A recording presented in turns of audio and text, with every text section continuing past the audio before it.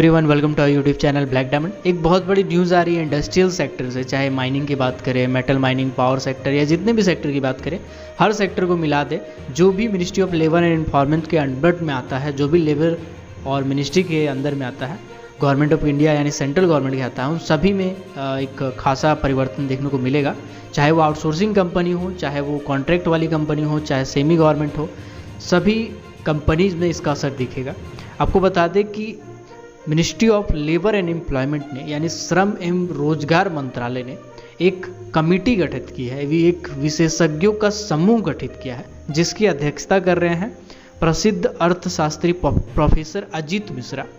उनकी अध्यक्षता में एक टीम को गठित किया गया है और ये जो टीम है इसका कार्यकाल 3 साल तक रखा गया है।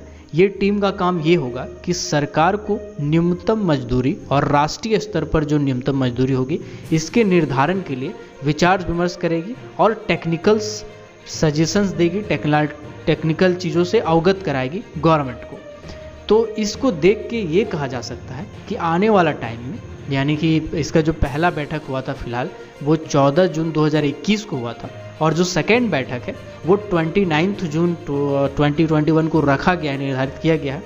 मे भी इसके बाद एक आध और बैठकें होंगी और उस बैठक में सजेशन लेने के बाद सेंट्रल गवर्नमेंट ये तय करेगी कि न्यूनतम मजदूरी दर जो है, चाहे किसी के लिए भी हो, चाहे वो कुशल मजदूर हो, अकुशल मजदूर हो, सेमी स्किल्ड वर्कर हो, इन सभी का न्यूनतम मजदूरी दर में थोड़ा सा परिवर्तन करने वाली है राष्ट्रीय स्तर पर। तो जो भी वेजेज में बढ़ोतरी होगी वो वेजेज जितने भी कंपनीज में काम करेंगे उन सबके लिए लागू होगा। जैसे कि आपको पता ही होगा कि अभी फ़िलहाल जो कुशल मजदूर है उनका 250 रुपया लेबर चार्जेज है, ऐसे करके बहुत सारा है। जो कुशल है उनका 500 रुपया है लेबर चार्जेज। तो अभी फ़िलहाल ये चल रहा है, तो आने वाला टाइम में मे भी इसमें सुधार हो। तो ज़्यादातर उम्मीद तो यही है कि जो मजदूरी दर है उसको बढ़ाया जाएगा, तो इससे बहुत सारा इंडस्ट्रीज़ को बेनिफिट होने वाला है। तो देखते हैं ये कब तक कोल इंडिया में लागू होता है। नेक्स्ट जो न्यूज़ आ रही है वो पावर सेक्टर से आ रही है। पावर सेक्टर की कंपनी जो है एनटीपीसी यानी national thermal power corporation limited, जो कि गवर्नमेंट ऑफ इंडिया की कंपनी है, एक महारत्न कंपनी है, उस कंपनी का 2020-21 का जो अंतिम क्वार्टर था यानी क्वार्टर 4 जो था उसमें 36% का लाभ देखने को मिला है, जो कि प्योर लाभ है, मतलब प्रॉफिट है, कट छट के जो खर्च होता है उन सभी को जोड़ने के बाद देखा जाए तो अभी तक का जो प्रॉफिट है वो 258% तक बढ़ चुका है। एनटीपीसी 258% तक अपना प्रॉफिट बढ़ाने के लिए कारगर है और नेट प्रॉफिट की बात करें तो 4,479 करोड़ रुपया अभी तक का नेट प्रॉफिट हो चुका है एनटीपीसी का। पिछले साल का अगर हम लोग क्वार्टर का बात करें तो पिछले साल का जो तिमाही था उसमें नेट प्रॉफिट 1,252 करोड़ रुपया था। वहीं इस बार इतना बढ़ोतरी हम लोग को देखने को मिला है। तो फाइनेंशियल ईयर टोटल को अगर हम जोड़ देंगे 2020-21 का जो फाइनेंशियल ईयर है इसको अगर जोड़ देंगे तो 36% का लाभ हुआ है और 13,769 करोड़ रुपया टोटल प्रॉफिट हुआ है एनटीपीसी को 2020-21 फाइनेंशियल ईयर में। और अगर मार्च तिहाई में सेगमेंट वाइज कंपनी का रेवेन्यू पावर जनरेशन में देखेंगे तो 26,418 करोड़ रुपया रहा है, जबकि अन्य स्रोतों से कंपनी 1,446 करोड़ रुपया का रेवेन्यू मिला है।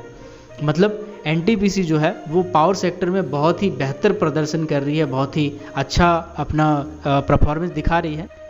नेक्स्ट न्यूज़ जो आ रही है वो एनसीएल यानी नॉर्दर्न कोलफील्ड लिमिटेड की तरफ से आ रही है। नॉर्दर्न कोलफील्ड लिमिटेड ने एक नेशनल वेबिनार का आयोजन किया था जो कि इंटीग्रेटेड था, जिसका साइंटिफिक अप्रोच और सस्टेनेबल डेवलपमेंट टॉपिक था, जिसमें बहुत सारे अलग अलग चीज़ों के बारे में चर्चा किया गया था। और ये जो था वो आज़ादी का अमृत महोत्सव के उपलक्ष्य में जो सैटरडे को हुआ था उसके उपलक्ष्य में इसको रखा गया था, जिसमें अलग अलग फैक्टर्स के ऊपर चर्चा किया गया, जैसे इन्वायरमेंटल प्रोस्पेक्टिव के ऊपर चर्चा किया गया, इन्वायरमेंटल कंजर्वेशन के ऊपर ध्यान दिया गया, फार्मिंग से रिलेटेड कुछ बातें हुई, लिवलीहुड जनरेशन, इन चीज़ों को लेके सीएसआर इनिशिएटिव के तहत क्या क्या करना आगे, उन सभी चीज़ों को लेके बहुत सारा डिस्कशन किया गया।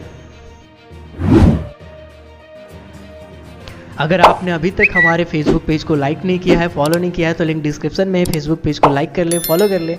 और टेलीग्राम ग्रुप को अगर आप चाहें तो ज्वाइन कर सकते हैं। साथ ही साथ ट्विटर पे भी चाहे तो फॉलो कर सकते हैं, हैंडल आ रहा होगा स्क्रीन पे। और ऐसे ही कोल माइनिंग, मेटल माइनिंग और पावर सेक्टर से रिलेटेड हर छोटी बड़ी खबरों से अपडेट रहने के लिए, हर वैकेंसी से अपडेट रहने के लिए हमारे चैनल ब्लैक डायमंड को सब्सक्राइब करके बेल आइकन को प्रेस कर दीजिएगा, ताकि जब भी मैं वीडियो डालूँ नोटिफिकेशन सबसे पहले आप तक पहुँचे। Keep watching, keep supporting, till then Jai Hind.